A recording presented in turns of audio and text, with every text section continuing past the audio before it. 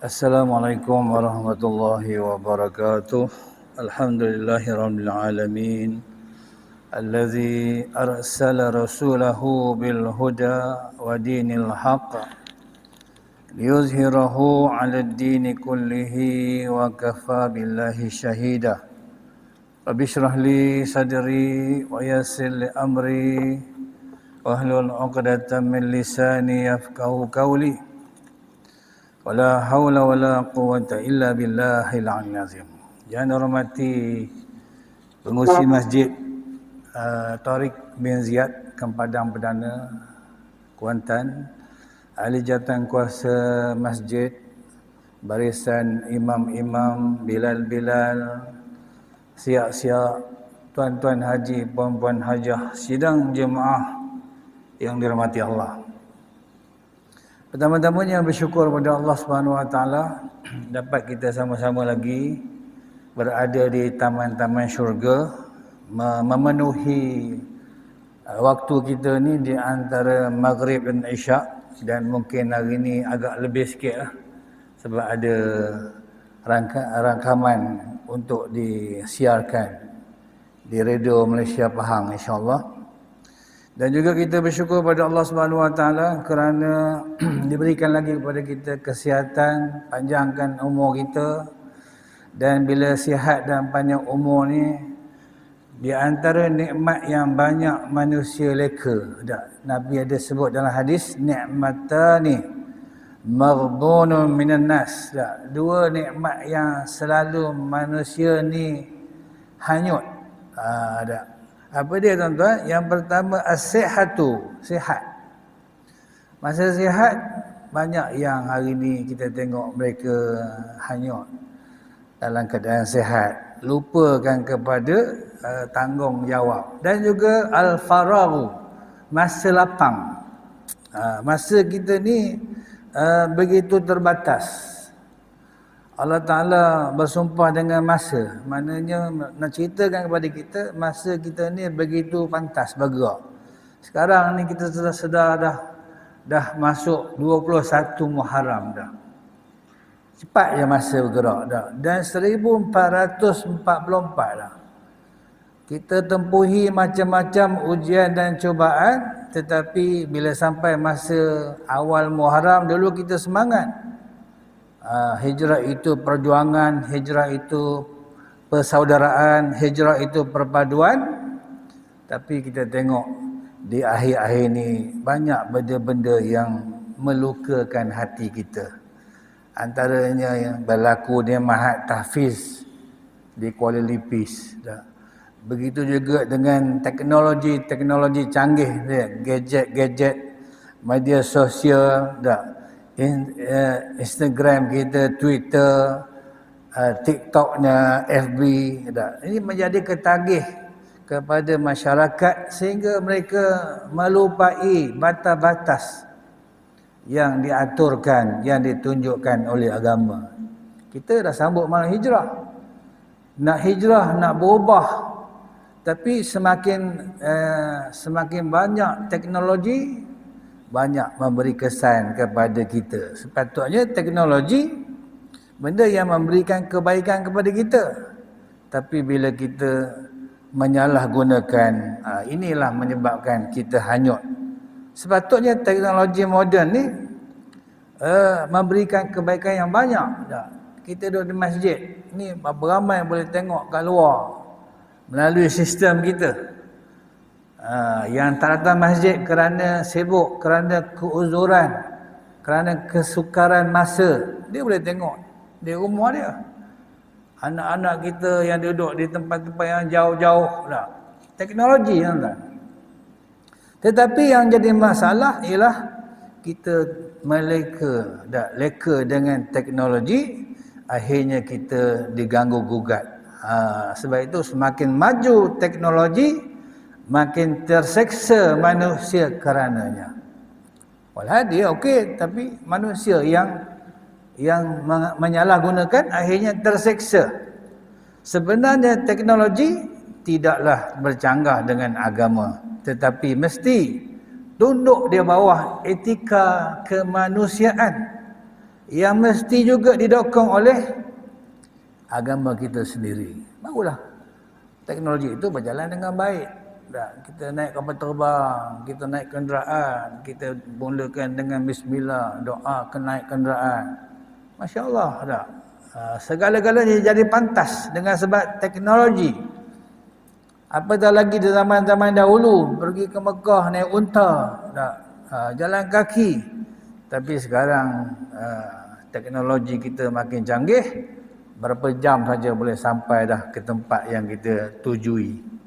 Ini benda-benda yang dikatakan teknologi, benda yang berlaku sekarang ini tak ada di zaman-zaman Nabi. Kecuali zaman Nabi Nuh AS. Tapi teknologi dia buat bot dah, buat batera. Ini memang dah boleh kita fikirkan bagaimana nak berlayar dengan bot. Tapi enjin bot tu belum ada. Bayangkan zaman-zaman dulu, tetapi di akhir-akhir ini semakin hari semakin canggih, semakin hari semakin canggih dan memberi kesenangan yang banyak kepada manusia, tetapi yang kita sedih banyak yang tidak menggunakan teknologi mengikut yang sebenar. Akhirnya nilai-nilai kemanusiaan akan jadi rosak. Bila disalahgunakan teknologi, banyak mereka ni menggunakan kepentingan peribadi. Mereka gunakan teknologi itu untuk kepentingan peribadi dan mengikut telunjuk hawa nafsu. Sehingga teknologi itu digunakan untuk menghancurkan nilai-nilai kemanusiaan. Banyak. Hari ni kita tengok yang agak banyak yang view dia ialah TikTok dalam masa 2-3 minit ditunjukkan dengan berbagai-bagai gaya. Jadi kita hari ni bila dah ditontonkan dengan benda-benda begitu, sedikit sebanyak memberikan kesan kepada kehidupan kita. Sebab itu sedang jemaah yang dirahmati Allah Subhanahu Wa Taala, kita disuruh berada di majlis-majlis ilmu. Seperti mana malam ini. Bila kita tengok kelebihan menuntut ilmu ni tuan-tuan, Allah Ta'ala hantar malaikat dia untuk mencari majlis-majlis ilmu ni di seluruh dunia. Dia hantar satu tim malaikat untuk ronda. Cari di mana ada majlis-majlis ilmu, dan bila berjumpa saja dengan majlis ilmu tu, para malaikat akan panggil dia punya kawan-kawan dia.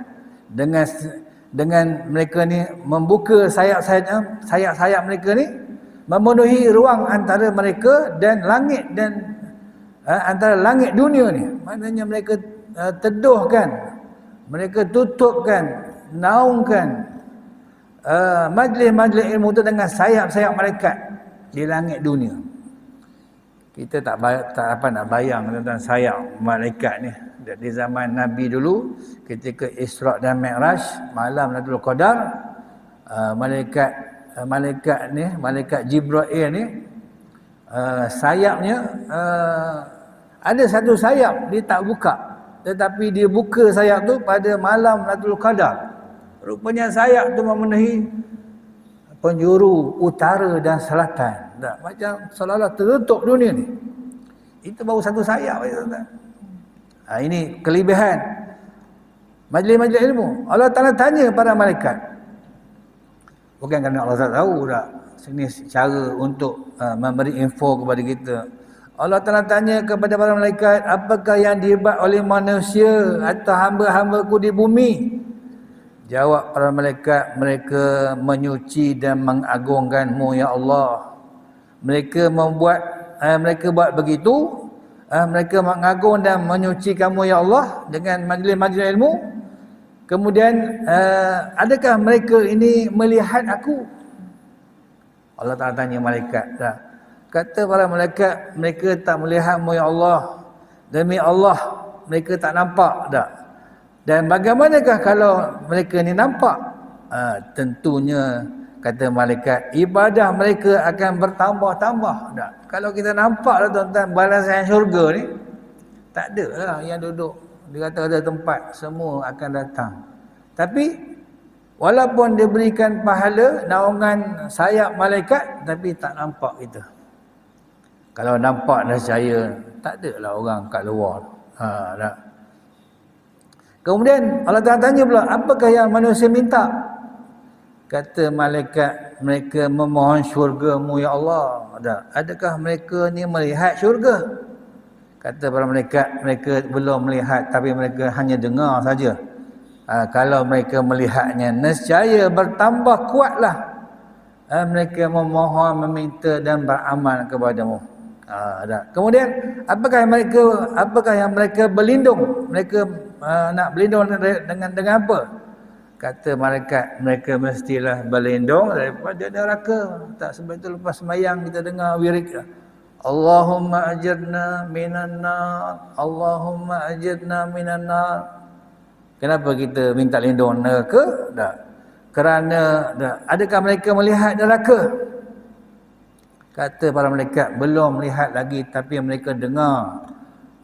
Kalaulah mereka lihat neraka, nescaya mereka semua akan lari jauh dan semakin takut kepadamu dan mereka akan menunaikan perintah-perintahmu. Kalau begitulah kata Allah, aku akan mengampunkan dosa-dosa mereka. Ini tuan-tuan. Sebab itu duduk di majlis-majlis ilmu, betapa besarnya kelebihannya. Maka orang yang duduk dalam majlis ilmu akan diampunkan oleh Allah Subhanahu Wa Taala dosa-dosa mereka. Tapi dengan syarat kena ada sifat keikhlasan lah. Kena ikhlas, kena betul-betul mengambil perhatian. Kadang-kadang kita tengok ada juga orang ketika majlis ilmu dia baca Quran. Dia tak tahu kelebihan tu. Boleh baca Quran selepas majlis ilmu lah. Tapi bila dah habis majlis ilmu dia tak baca pula. Kadang-kadang bersembang. Ada masjid tu kita tengah ngajar dia bercakap kuat ni. Kita nak marah kan sebab salah tengok orang dah warga emas dah.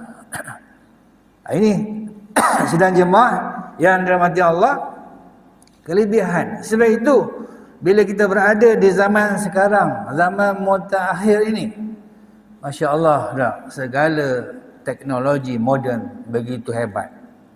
Kita nak dibandingkan zaman ibu bapa kita cukuplah. Zaman-zaman Mak Kilau dulu, zaman-zaman tahun 60-an dulu bagaimana. Saya teringat lagi masa-masa saya kecil bagaimana pergerakan kita daripada satu tempat ke satu tempat begitu sukar. Anak-anak kecil macam mana kehidupan. Tetapi sekarang makin lama makin canggih. Anak-anak pelajar manusia semakin hebat.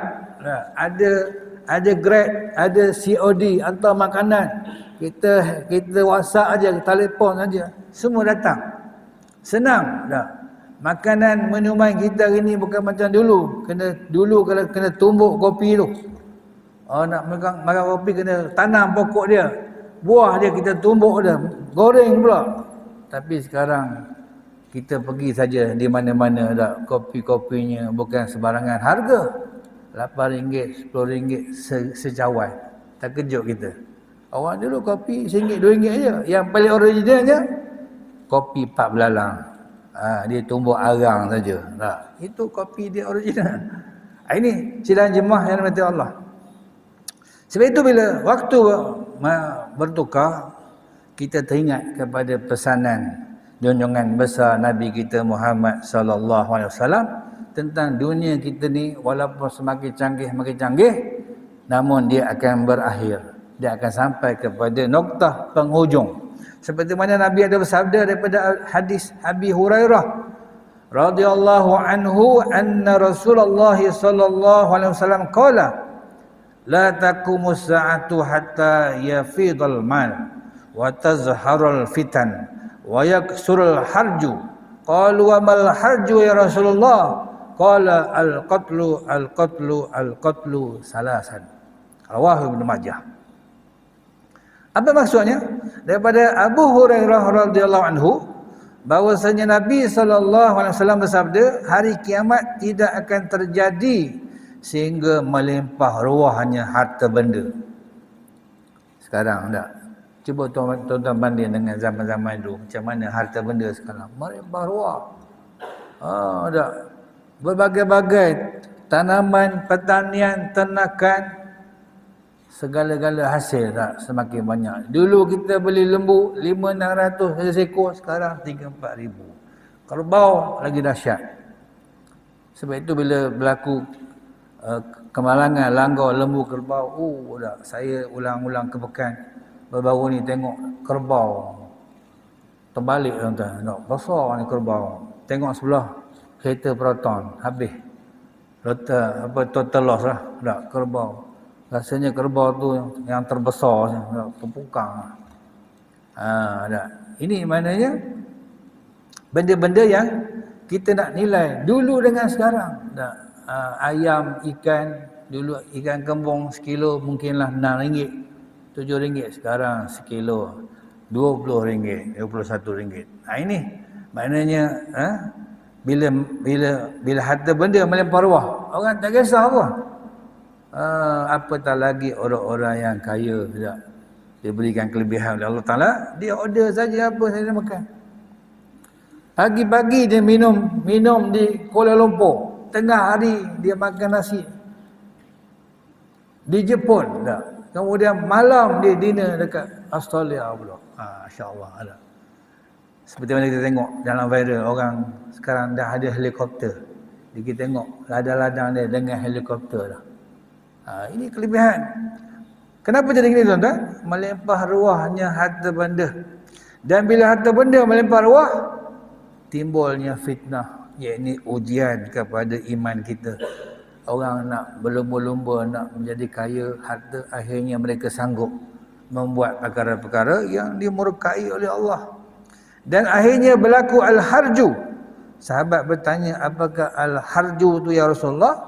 Nabi menjawab, peperangan demi peperangan demi peperangan. 3 kali sebut. Sebab itu peperangan tak berhenti. Perang dunia pertama, perang dunia ketiga, 2, perang dunia ketiga, sekarang ni tengok berperang. Dan akhirnya sekarang yang mengejutkan tuan-tuan, mereka ada bertemu satu istana di Sungai Furat. Di Sungai Euphrates ni rupanya ada sungai. Ada sungai peperangan dahulu, jumpa istana. Dan sikit lagi katanya akan jumpa macam-macam minyak dan emas. Rupa-rupanya Nabi dah sebut dalam hadis dia, peperangan demi peperangan berlaku di Sungai Furat. 100 yang berperang, 99 meninggal, seorang saja selamat. Seorang itulah dirasa dialah orangnya. Ini tuan-tuan yang disebutkan. Jadi keadaan dunia hari ini menandakan kebenaran sabda junjungan Nabi kita Muhammad sallallahu alaihi wasallam. Sebab Nabi sabda bukan Nabi sebut-sebut, dah semua tu Allah Taala wahyukan. Wa ma yantiqu 'anil hawa in huwa illa wahyun yuha. Segala yang Nabi tuturkan semuanya datang daripada Allah Taala, iaitu benda-benda yang berkaitan dengan agama lah. Kalau nak minum air pun tak payahlah minta wahyu pula, nak makan nasi. Itu maknanya. Harta benda melimpah ruah. Banyak alat-alat moden yang dihasilkan oleh teknologi, sama ada barat dan timur, sehingga bertambah banyak alatan dan keperluan hidup. Kita nak minum air tak payah masak dah. Dulu pergi cedok kat sungai, kat perigi, sekarang tak payah masak. Kita tekan saja. Kawai kita, magic kita, air jenis mesin, tekan keluar air. Senang tak? Ini teknologi. Maka oleh kerana itu ramai orang yang berlumba-lumba untuk mengauk keuntungan dalam membuat dan memperdagangkan alat-alat tersebut. Masing-masing berlumba dah. Branded ni, brand ni. Kadang-kadang ada yang menggunakan benda-benda tiruan dan sebagainya. Kenapa jadi gini? Sebab mereka berniaga, berdagang, berlumba-lumba mengauk keuntungan, dan oleh kerana masing-masing tamak dan rakus, akhirnya terjadilah perebutan yang mengakibatkan berlakunya perang, berlakunya persengketaan. Dari masa ke semasa, peperangan berkobar-kobar dan tidak ada henti-hentinya. Kalau perang depan-depan, mungkin sekarang berperang cara halus, seperti mana yang berlaku di zaman perang salib dulu. Salahuddin Al-Ayyubi berperang dengan tentera-tentera Kristian, tentera salib. Akhirnya mereka tak mampu nak menandingi orang Islam. Akhirnya mereka membuat cadangan, kita tak boleh dah berperang berdepan dengan orang Islam ni, tetapi kita gunakan perang cara halus, perang saraf, perang menggunakan ideologi, perang menggunakan sistem yang moden ini. Akhirnya hari ini mereka sudah berjaya untuk menawan pemikiran manusia ni, terutamanya kepada orang-orang Islam. Sebab itu tuan-tuan tengok hari ini seluruh dunia orang-orang Islam, mereka tak dapat nak menyatu padukan mereka ni. Bukan setakat seluruh dunia, dalam negara, dalam kampung, bahkan dalam masjid masih belum dapat disatu padukan. Kerana apa tuan-tuan? Jarum-jarum daripada kecanggihan yang dibuat oleh barat. Jadi dari masa ke semasa peperangan berkawal-kawal, walhal teknologi tidak bercanggah, tapi mereka menggunakan banyak benda-benda yang berfaedah boleh kita ambil daripada teknologi.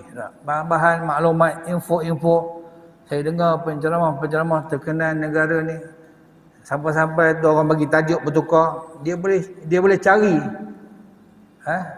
maklumat tu melalui sistem alat komunikasi dia. Dia hello kepada orang ni, hello kepada orang ni. Kalau cerita tentang kesihatan, dia hello doktor pakar. Kemudian dia tanya pula bahagian apa yang jenis tradisional, dia gabungkan. Akhirnya dia dapat membawa satu kelainan dengan ada teknologi yang canggih ni. Tapi kalau salah gunakan teknologi, berat dah. Jadi semakin maju teknologi, semakin terseksa manusia kerannya. Sebab itu teknologi tidak bercanggah dengan Islam, tapi mesti tunduk dia bawah etika kemanusiaan. Ini tuan-tuan, yang kita tengok ini alat-alat yang begitu hebat. Anak-anak kita tak pernah lepas daripada tangan dia tu, telefon dia. Walhal benda tu boleh kita uruskan. Akhirnya benda-benda tu melekakan, dan akhirnya yang paling takut berlaku benda-benda yang dimurkai oleh Allah Subhanahu Wa Taala. Ini sidang jemaah yang dirahmati Allah Subhanahu Wa Taala. Sebab itu kadang-kadang kita melihat ini satu strategi musuh menjadikan dunia Islam ni sebagai sasaran pemusnahan. Ada sasaran pemusnahan. Nabi kita Muhammad sallallahu alaihi wasallam banyak mengingatkan kita.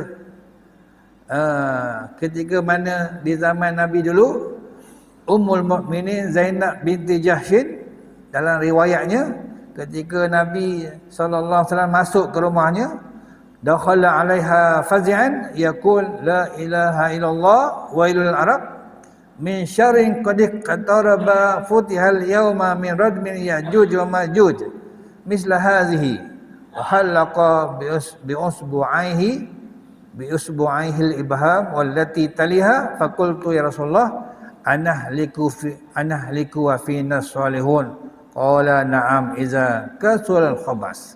Hadis muttafaqun alaih. Daripada Ummul Mukminin Zainab binti Jahshin, isteri Nabi. Nama Zainab yang terkenal, isteri dia pandai memasak. Zainab ni isteri dia yang jenis rendang dia panggil. Dia jenis rendah sikit. Ada banyak yang mengatakan Zainab ni rendahlah macam-macam.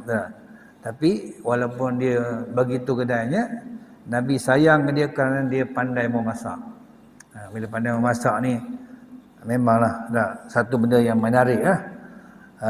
Jadi pada satu hari Nabi masuk ke dalam rumahnya dengan keadaan cemas, dengan berkata wailul lil arab la ilaha illallah wailul lil arab min syarik taraba min syarin qad taraba futihal yawma futihal yawma min radmi ya'juj wa ma'juj.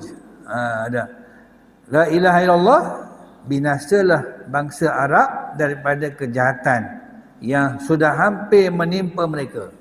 Maknanya masa Nabi tu, Nabi dah beritahu dah dekat dah orang Arab ni nak rosak, nak binasa. pada hari itu telah terbuka dinding Ya'juj dan Ma'juj seperti ini. Nabi menemukan hujung ibu dan hujung jari telunjuknya. Nampak gini tak?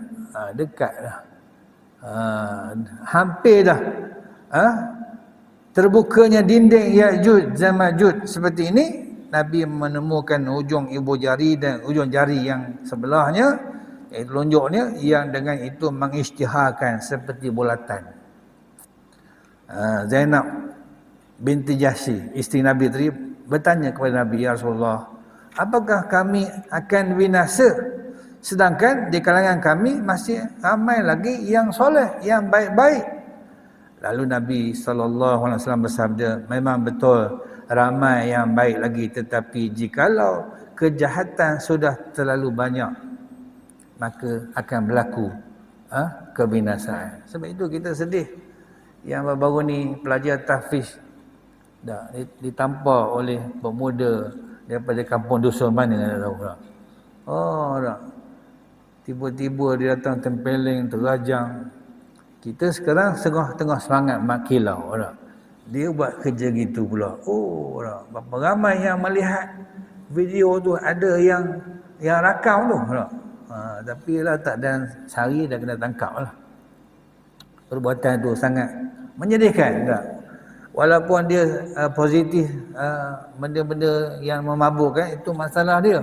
Tapi kenapa sampai tahap begitu? Sepatutnya kita lebih memuliakan, kerana mereka ni golongan-golongan yang menghafal Quran. Bukan golongan yang tidak menentu. Ini yang dikatakan kebinasaan yang disebut oleh Nabi sudah hampir seperti jari telunjuk dan jari ibu jari. Di mana tu? Di negara Arab. Masa tu kebetulan Nabi ini dilahirkan di negara Arab, dan Nabi diinfokan oleh Allah Ta'ala melalui hadis. Jadi bila kita dapat maklumat begini, maka kita kena berjaga-jagalah. Macam mana nak melaknya? Kembali kepada jalan yang ditunjukkan oleh Allah Subhanahu Wa Ta'ala. Sebab itu kita bila masuk saja bulan Muharram, kita akan ada azam mengubahkan diri kita daripada kurang baik kepada yang baik, daripada yang baik lebih terbaik, daripada sembahyang ke sembahyang berjemaah, daripada sembahyang jemaah kita tambah lagi dengan sembahyang sunat, daripada puasa fardu ke puasa sunat. Kemudian masuk pula hari Ashura, kita membuat bubur Ashura, tetapi di sebalik bubur Ashura itu ada sejarah-sejarah menceritakan tentang kisah-kisah pengorbanan Nabi-Nabi dahulu. Nabi Adam, Nabi Idris, Nabi Nuh, Nabi Musa, Nabi Isa, Nabi Sulaiman. Semua Nabi-Nabi yang disedaraikan tadi, ada 10 orang, semuanya memberikan kesan kepada kita ini. Yang pertama contoh, Nabi Sulaiman, salah seorang Nabi yang Allah Ta'ala lantik jadi raja. Tetapi walaupun dia menjadi pemerintah, dia berkuasa, tetapi hubungan dia dengan Allah Subhanahu Wa Taala, masya-Allah, sehingga tak disedari oleh jin ketika dia dah meninggal dunia, masih ada tongkat di tangan dia. Takutnya jin ni. Akhirnya tengok tongkat dia sudah dimakan oleh anak-anak, jatuh. Patah tongkat tu, jatuh. Baru tahu Nabi Sulaiman dah meninggal dunia. Sebab itu kita ini tuan-tuan, kalau kita menghadapi macam-macam, kita tak boleh nak berdalih tuan-tuan. Pada hari kiamat nanti nak berdalih, "Ya Allah, aku tak boleh beribadah. Ya Allah, kenapa? Aku sibuk sangat sebab aku pegang jawatan ni.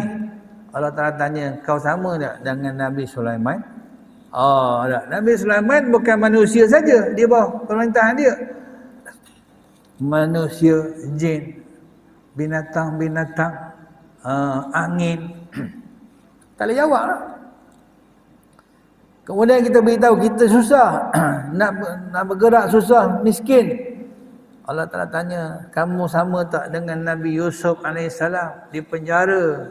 Kemudian dia jadi miskin, jadi hamba. Tetapi ibadah dia habis orang dalam penjara, jadi beriman." Tak boleh jawab kita tak? "Aku tak boleh ibadah kerana aku ditimpa sakit." sakit kamu sama tak dengan sakit Nabi Ayub alaihissalam? Oh, tak sama tak. Begitu juga aku tak ada harta, susah. Sama tak kamu dengan Nabi Isa alaihissalam? Akhirnya tak boleh jawab kita, tuan-tuan. Tak.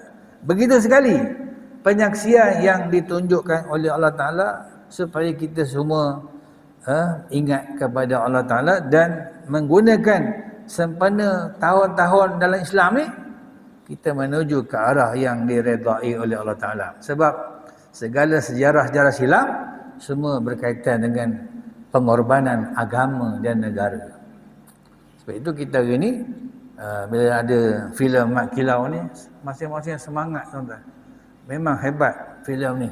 Nak dibandingkan filem-filem yang lain setakat ini, sehingga kutipan dia pula mencecah 900 juta. Tak punya banyak. Dan lepas ni katanya nak buat filem Tok Janggut pula. Tok Bahman, macam-macam lah. Walaupun ada semangat seperti ini, Mat Kilau, Tok Bahman, Tok Gajah, tapi kita kena ingat sejarah mereka ni yang pertama sekali perjuangan menegakkan agama, kemudian baru negara. Jadi kita hari ni semangat-semangat Mat Kilau, tiba-tiba kita ke masjid pun tak datang. Ini benda-benda yang perlu kita kena berikan perhatian.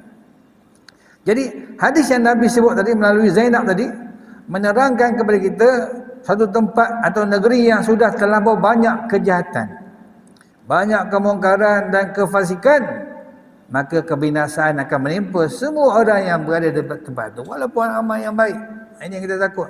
Tidak hanya kepada orang jahat saja, tetapi orang-orang yang soleh juga akan dibinasakan, walaupun masing-masing hari kiamat nanti dihitung mengikut amal masing-masing. Itu hari kiamat. Hari kiamat semua dah clear, tuan-tuan. Tak? Tuan-tuan baca saja surah-surah Al-Quran, semua dah clear. Tak?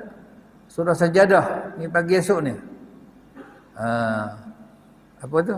Wa ammal ladzina amanu wa amilus solihat falahum jannatul ma'wa nuzulan bima kanu ya'malun. Orang yang beriman, beramal soleh, mereka ni akan diberikan balasan syurga.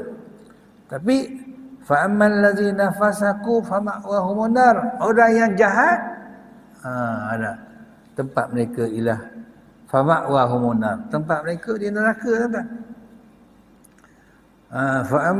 Fa ammal ladzina fasaku fama'wahumun nar kullama aradu an yakhruju minha u'idu fiha wa qila lahum dzuqu azaban naril ladzi kuntum bihi tukadzibun. Orang yang jahat, kata Allah Taala, tempat mereka neraka. Dan bila mereka nak keluar, Allah kata, pergilah balik semula kau ke sana, neraka sana, kerana masa hidup dulu kau tak mau ikut. Rasakanlah api ni, azab ni, kerana masa di dunia tak mau ikut jalan Allah. Jadi ayat-ayat semua dah ada menerangkan kepada kita. Oleh itu segala macam kemungkaran dan kefasikan hendaklah segera kita basmikan.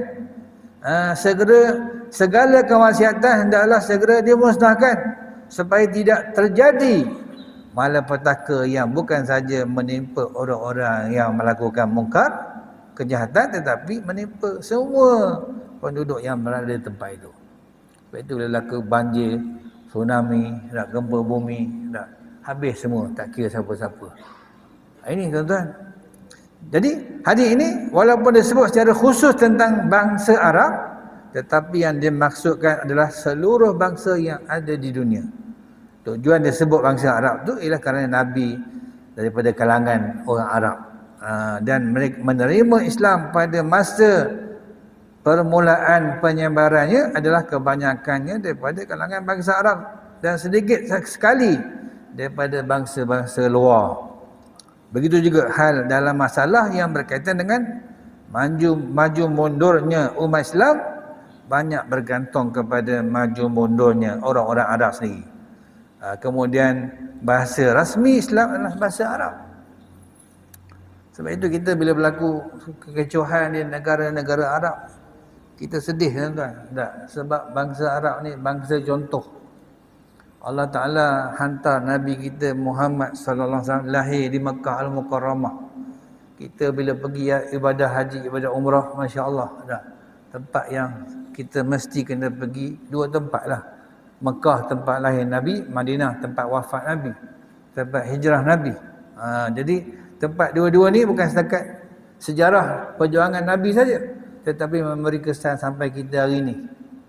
Kita boleh hidup dengan penuh kenikmatan ini hasil daripada rahmat Allah Ta'ala yang menghantar Nabi kita Muhammad sallallahu alaihi wasallam. Sebab itu bila kita dengar ada orang yang mencaci Nabi, sedih kita tak menggunakan teknologi canggih ni, TikToknya, FB-nya, mengatakan kepada Nabi dengan kata-kata yang buruk. Kemudian cabar pula dia berani mati. Akhirnya orang pergi belasah dia, tunjuk alamat dia. Jadi apa tujuannya dia buat benda begini? Sepatutnya dia tunjukkan tempat-tempat yang baik. Hari ni kita tengok macam mana di dunia ni masjid-masjid dah mula penuh dah. Maulana Helmi cerita di Sri Lanka nak sembahyang Zuhur tu sampai 4 terik sembahyang. Habis sembahyang bayar pula. Maknanya ramainya sembahyang jemaah di Sri Lanka, di India.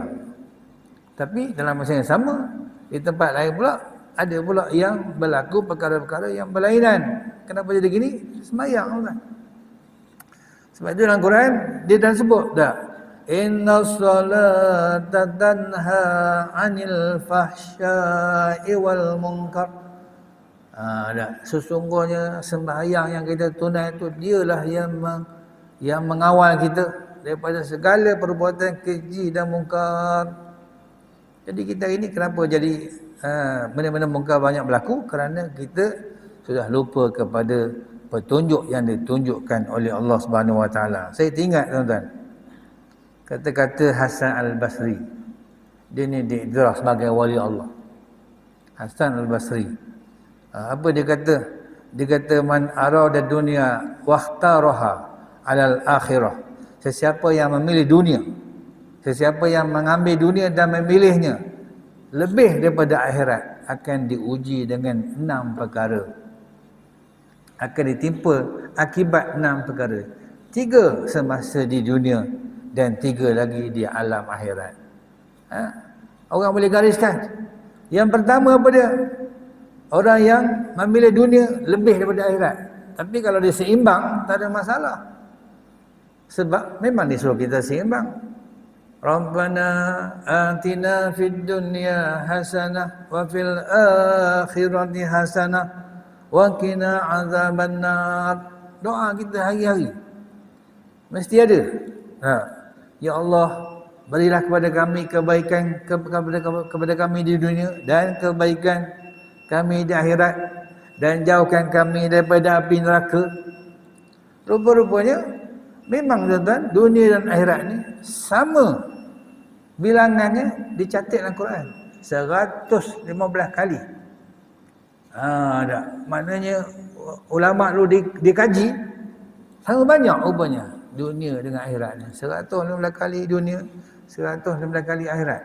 Kenapa dia sama? Dia suruh kita seimbang. Jangan kita lebihkan mana-mana.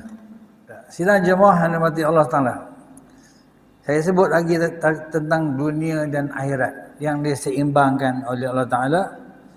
Walaupun diseimbang, tetapi ada ayat yang beritahu dah. Wabtaghi fima atakallahu ad-daral akhirah. Dia suruh kita kejar. Walaupun seimbang, tetapi dia suruh kita kejar alam akhirat. Wabtaghi fima atakallah. Dia suruh kita rebut, kejar habuan di akhirat. Wala tansa nasibaka minad dunya. Tapi jangan kita lupa habuan kita di dunia. Apa dia yang dikatakan Hasan Al-Basri tadi? Ada 6 ujian akan diuji. Yang 3 di dunia. Yang pertama, terseksa. Ia terseksa disebabkan angan-angan yang tidak berkesudahan. Nak jadi kaya, nak harta banyak, nak terkenal, tapi bukan semua tercapai. Kadang-kadang mereka diuji dengan berbagai-bagai. Ini terseksa disebabkan angan-angan yang tidak kesudahan. Sebab dunia ni tempat yang seketika. Dalam Quran pun Allah Ta'ala ada sebut, wa mal hayatud dunya illa mata'ul ghurur. Tidaklah dikatakan hidup di dunia kecuali keseronokan yang ghurur, yang menipu kita. Maksud menipu tu maknanya dia tak kekal. Makin lama kita makin lemah. Kita jumpa orang dia kata oh tak berubah, dia kata macam dulu juga. Bohong. Itu orang kata, tapi diri kita mesti terasa tak? Sendi-sendi kita, lutut kita mesti tak sama. Itu dunia tak? Harta kita makin banyak tak boleh nak guna. Bila dah harta banyak, kita nak makan pun doktor tak bagi makan lebih-lebih. Tak. Padahal masa kita muda dulu, kita suka makan apa saja, tapi duit tak cukup. Bila dah tua, segala benda boleh, tapi ada pula pantang larang. Makan lebih sikit, kita tumbang. Ini tersesa disebabkan angan-angan yang tidak berkesudahan. Ada kereta besar, lama-lama kita nak memandu tak boleh. Mata dah tak clear. Yang kedua, kata Hasan al-Basri, orang yang diuji, yang memilih dunia lebih daripada akhirat, sentiasa tamak dan tidak pernah rasa cukup. Tak cukup-cukup, pendapatan dah banyak, hasil dah banyak, masih lagi tak cukup. Ini diuji Allah Ta'ala, tak pernah cukup. Yang ketiga, ditarik daripada dirinya kelazatan ibadat. Ibadat tak lazat dah. Semua nak cepat-cepat. Lazat tak ada. Sebab itu kita bila ibadah, memang terasa tuan-tuan, kelazatan tu. Kadang-kadang kita sembahyang tak terasa dalam hati kita. Ketenangan tak, kelazatan. Tapi kalau sembahyang sentiasa hilang begitu saja, apatah lagi nak menunaikan itu agak susah, hilanglah kelazatan. Bila kita dah rasa lazat, kita akan menunggu tuan-tuan sepanjang masa. Nak sembahyang subuh, hari ni orang viralkan dalam telefon. Kita kena standby sejam sebelum waktu subuh, sembahyang sunat qabliyah, sembahyang baca Quran. Tak, itu semua benda-benda yang menambahkan timbangan kita pada hari kiamat. Orang dah mula sedar, dia gunakan teknologi canggih untuk berkongsi. Jadi dia tulis benda-benda yang baik, dia suruh kita share dengan kawan-kawan. Masya Allah tuan-tuan, pahala. Kadang-kadang kita malas juga boleh tengok kelebihan-kelebihan itu, kita rasa rugi, kita pun kongsi. Ini benda-benda yang memberikan kebaikan. Manakala tiga di alam akhirat pula tuan-tuan, orang-orang yang melebihi dunia daripada akhirat, apa dia tuan-tuan? Kata Hasan al-Basri, dia akan merasa gerun dan takut di hari kiamat nanti. Takutlah. Tak, sebab apa? Sebab amalan ataupun punca yang dicari di dunia ni punca yang salah. Bila dah salah, pasti dia akan menyesal. Dalam surah An-Naba di hujung ayat dah, wa yaqulul kafiru ya laitani kuntu turaba. Orang kafir bila berlaku kiamat, mereka terkejut. Dia kata, kalau beginilah ya Allah, lebih baik masa di dunia itu kami jadi tanah saja. Tapi tak boleh lah. Begitu juga dalam surah Sajadah, walau tara izil mujrimuna nakisu ru'usihim 'inda rabbihim rabbana absarna wa sami'na farji'na na'mal salihah inna muqinun. Nanti kita di hadapan Allah Ta'ala, tangan kita ke depan je. Macam kita takutlah. Macam kita depan orang besar-besar, tangan depan tak. Rabbana, wahai Tuhan, tak. Rabbana absarna, kami dah lihat ya Allah, wa sami'na, kami dah dengar, farji'na na'mal salihan, tolonglah balik semula kami ke dunia kerana kami nak beramal soleh, nak beramal soleh sungguh-sungguh, kerana kami dah yakin. Ini dah sampai hari kiamat, gerun lah, takut. Yang kedua, mengalami perhitungan sesatan yang berat, akan menghadapi pemeriksaan yang berat. Apatah lagi nanti hari kiamat ada dipanggil mizan. Mizan apa tuan-tuan? Timbangan ataupun dacing lah. Ditimbang kita. Dacing pula, bukan dacing macam kita di dunia ni. Macam-macam. Dia boleh pusing-pusing. cacing neraca yang sensitif. Benda yang kecil pun akan dapat dilihat, apatah lagi benda besar-besar. Fa amma man sakulat mawazinuh fahuwa fi 'aisyatin radiyah. Siapa yang berat timbangan amal baiknya, maka hidupnya akan diredai oleh Allah Ta'ala. Tetapi siapa yang khaffat mawazinuhu, siapa yang ringan timbangan baiknya, fa ummuhu hawiyah, dia akan dimasukkan dalam neraka hawiyah. Ini mengalami perhitungan siasatan yang sangat berat. Walaupun di dunia ni manusia macam-macam, tak mengaku salah, tak dapat didakwa, tetapi di hari kiamat, tuan-tuan, sebab itu semasa di dunia ditunjuklah kita. Contohnya Nabi Musa AS dengan Fir'aun. Nabi berhijrah Madinah, Nabi tengok orang Yahudi dan Madinah berpuasa. Nabi tanya, kenapa kamu puasa? Kata mereka, kami berpuasa kerana meraihkan kemenangan Musa kepada Fir'aun. Kalau kamu berpuasa kerana meraihkan kemenangan Musa dengan Fir'aun, kata Nabi, kami lebih utama daripada kamu. Kerana kami bukan Nabi Musa saja, seluruh Nabi-Nabi kami beriman dengan Nabi-Nabi. Sebab apa, tuan-tuan? Sebab Fir'aun ini satu pemerintah yang sangat zalim, yang sangat kejam. Dia nak merintah sepanjang masa, tak mau tergugat pemerintahan dia. Macam kita juga, bila nak berlaku pilihan raya, masing-masing ketar lah. Sebab apa? Sebab bila terlepas daripada nama dia dicalonkan, rugilah. Banyaklah benda-benda akan tertinggal. Itu atas dunia, tuan-tuan. Apatah lagi Fir'aun laknatullah.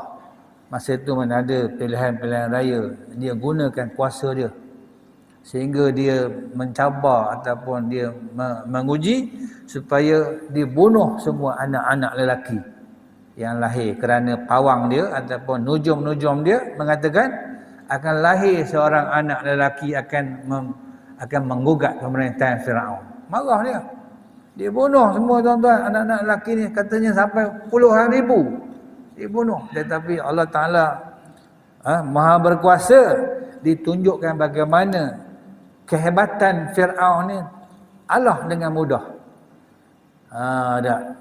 Kekuatan Fir'aun tu akhirnya hancur dengan senang saja. Apabila lahirnya Nabi Musa AS, Allah telah ilhamkan kepada maknya supaya hanyutkan bayi Musa tadi di Sungai Nil. Bila hanyut di Sungai Nil, tetapi Sungai Nil tu bukanlah macam sungai kita, tak? Dengan bergeloranya, dengan silang-selang berkona sana sini. Tapi Sungai Nil tu dia tenang je. Jadi bukan setakat dia hanyutkan saja, dia lantik pula, dicari, dipesan pula kakak dia, kakak kita tengok adik ni ke mana pergi. Bayi tak? Bila sampai tu rupanya sampai di kawasan tempat Fir'aun bersiram. Akhirnya dia bawa ke istana, walaupun Fir'aun marah, tetapi tetap juga Musa dibesarkan dalam istana. Ini, tuan-tuan, dia bunuh beribu-ribu anak-anak kecil lelaki, tetapi Allah Ta'ala Maha berkuasa. Wa makaru wa makarullah wallahu khairul makirin. Nabi Musa duduk dalam istana. Bila duduk istana, dia menangis pula, tuan-tuan. Bayangkan, mana ada susu botol masa tu. Terpaksalah Fir'aun bising pula buat penyerangan, tak? Tuan-tuan dan puan-puan, tak? Siapa-siapa yang boleh memberi susu kepada bayi di sana ni, tak? Akan diberikan anugerah, tak? Berbaris ni golongan-golongan ibu yang ada susu lah, tak? Yang boleh menyusukan. Berbaris lah. Rupa-rupanya dalam berbaris itu ada ibu Nabi Musa AS. Bila sampai saja masa, ibunya terus Musa diam. Bila diam, terus Fir'aun beritahu, wahai makcik duduklah dalam istana ni, susukan bayi ni, anak angkat kami. Tetapi ibu Musa beritahu, mana boleh nak duduk istana sepanjang masa, saya ada keluarga. Bawa baliklah bayi ni dalam rumah, di rumah kamu. Tak? Rupanya bawa balik tu Firaun kan dengan dia punya escort. Bayangkan istimewanya Nabi Musa pada masa itu dan juga keluarga dia. Tetapi itulah anak yang menggugat pemerintahan dia. Ini tuan-tuan. Dalam akhirat nanti lagi dahsyat, perhitungannya sangat berat dah. Dan yang ketiga, menyesal tak sudah-sudah. Menyesal tak sudah-sudah, sesayang tak sudah-sudah. Maksudnya bila dah berlaku alam akhirat, masa tu nak buat apa lagi tuan-tuan? Sebab itu sebelum berlaku alam akhirat, masa kita di dunia lah kita bermuhasabah. Allah Ta'ala dah beritahu dah, ahasiban nas an yutraku an yaqulu amanna wa hum la yuftanun wa hum la yuftanun wa laqad fatanna allazina min qablihim fala ya'lamanna Allahu allazina sadaqu wa la ya'lamanna al-kazibin. Kamu jangan sangka kamu dah beriman tapi belum diuji. Allah Ta'ala beritahu sudah berlaku pada zaman-zaman dahulu. Allah Ta'ala uji, ada yang benar dan ada yang mendusta. Jadi kita hari ini sama-samalah kita kembali mengingati Allah Ta'ala dan menjauhi perkara-perkara yang diingatkan. Antaranya apa dia? Penyakit-penyakit umat-umat dahulu. Kena jauhi. Dan begitu juga kita kena jauhi apa dia? Rancangan-rancangan musuh yang sentiasa mencari jalan untuk menghancurkan kita dengan menggunakan 3F, 5S. Itu di antara jarum-jarum Yahudi. Sayusibu ummati da'ul umam. Akan ditimpa kepada umat aku ni penyakit-penyakit yang menimpa umat-umat dahulu. Ini pun Nabi dah beritahu. Apa dia? Ya Rasulullah, wa ma da'ul umam, apa dia penyakit-penyakit dahulu? Kata Nabi sallallahu alaihi wasallam, penyakit-penyakit itu ialah yang pertama ialah al-asharu wal bataru wat takasuru. Yang pertama ialah al-asaru, terlalu banyak seronok. Kita sekarang pun takut bila banyak sangat event sana sini. Banyak-banyak seronok, kita bimbang. Yang kedua apa dia? Wal bataru, terlalu mewah. Mewah tak ada masalah, tapi kalau terlalu mewah, kita bimbang juga. Datang daripada mana kemewahan? Yang ketiga tuan-tuan, at-takasuru, menghimpunkan harta sebanyak mungkin. Bila menghimpunkan sebanyak mungkin, bahaya. Takut nanti terhimpun harta-harta yang tidak diredai oleh Allah Ta'ala. Wa tanajusu fid dunya wa tabaghudu wa tahasudu hatta yakunul baghi. Tipu menipu dalam merebut harta benda dunia. Skamer-skamer sekarang sangat banyak. Kita tak perasan orang skamer dah. Tiba-tiba aja digunakan telefon kita, gunakan mesin dah. Sila tekan nombor 1 untuk bahasa Melayu. Tiba-tiba aja. Kita pun tak tahu tekan. Dia kata lembaga hasil melihat awak ni ada 1 cukai belum dibayar. Sila bayar segera, kalau tidak mahkamah akan mengambil tindakan. Pening gitu. Lembaga hasil kat mana pula? Rupa-rupanya pihak berkuasa, polis dah beritahu dah. Mana ada dia kata tindakan mahkamah ni melalui telefon. Tapi kita tak perasan. Kemudian yang paling takut, dia beritahu kita jangan beritahu siapa-siapa. Awak ni cakap jauh-jauh sikit dengan orang. La ilaha illallah. Kita pula terikut, terperasan tak? Termasuklah ada sahabat kena tuan-tuan, 2 jam dalam kereta dia. Berpeluh dia. Dia kata encik kena standby 5 pasang pakaian, kena pergi ke balai polis. Apa jauhnya? Kuantan dia pekan dia banyak polis lah. Lah. Punya pandainya mereka ni menyusun ayat-ayat yang menyebabkan ramai yang terpedaya. Ini yang dipanggil tipu menipu dalam merebut harta benda dunia. Macam-macam cara dah, termasuk pegawai besar baru ni 600,000 hilang. Jadi bahaya teknologi ini bila disalahgunakan. Dan seterusnya saling marah-memarahi, asyik marah je. Dan yang terakhir hasut menghasut sehingga akhirnya jadi zalim menzalimi. Ini tuan-tuan yang diingatkan oleh Nabi kita Muhammad sallallahu alaihi wasallam supaya kita sentiasa bermuhasabah dalam kehidupan kita, kerana Dunia kita ini semakin hari semakin menguji kita dengan berbagai-bagai keadaan. Maka dengan sebab itu, pada malam ini sempena dengan tahun baru Hijriah dan juga sempena dengan bulan Muharram, sama-sama kita mengingatkan diri kita masing-masing. Saya pun mengingatkan diri saya supaya kita dekatkan diri kita kepada Allah, kerana Allah Ta'ala dalam hadis kursi lah, dia beritahu apa, siapa yang dekat kepada Allah sejengkal, Allah Ta'ala akan dekat dengan dia sehasta. Siapa yang dekat kepada Allah sehasta, Allah akan dekat dengan dia sedepa. Siapa yang dekat dengan Allah sedepa, dia akan dekat dengan dia sebatu. Siapa yang datang kepada Allah dengan berjalan, Allah datang kepadanya dengan berlari. Itu menunjukkan kepada kita kasih sayang Allah Ta'ala kepada hamba-hambanya, di samping disuruh kita menunaikan titah perintahnya.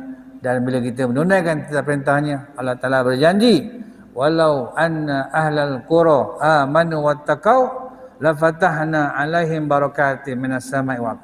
Kita bertakwa saja, tunaikan titah perintahnya, Allah berjanji akan buka pintu rahmat.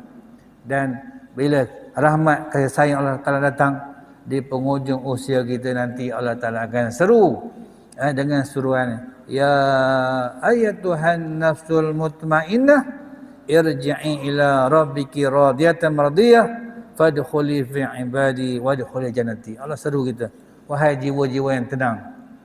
Atas dunia ni berbagai-bagai cabaran dan ujian, tapi kita tenang, Allah Ta'ala akan seru, kembalilah kita ke tempat asal kita dan masuklah kita ke syurga, dan Allah Ta'ala redha kepada kita. Maka itulah tempat yang akhir yang menjadi matlamat kehidupan kita, yang Allah Ta'ala jadikan manusia ni daripada tiada, kemudian ada, kemudian meninggal, kemudian pindah ke alam barzakh, dan akhirnya di alam akhirat ditimbang segala amal-amal kita. Maka siapa yang faman ya'mal mithqala dzarratin khairan yarah, siapa yang buat amal baik walaupun sebesar debu, dia akan lihat dan dimasukkan ke syurga. Dan sesiapa yang buat amal yang tak baik, yang buruk, walaupun sedikit, dia juga akan dibalas. Maka sama-sama kita menjaga diri kita supaya sentiasa diberkati dan dirahmati oleh Allah Ta'ala di dunia dan juga di akhirat. Jadi sekadar itu saja yang dapat kita kongsikan pada kali ini. Mudah-mudahan semuanya diberkati dan dirahmati Allah. Wabillahi taufiq wal hidayah. Wassalamualaikum warahmatullahi wabarakatuh.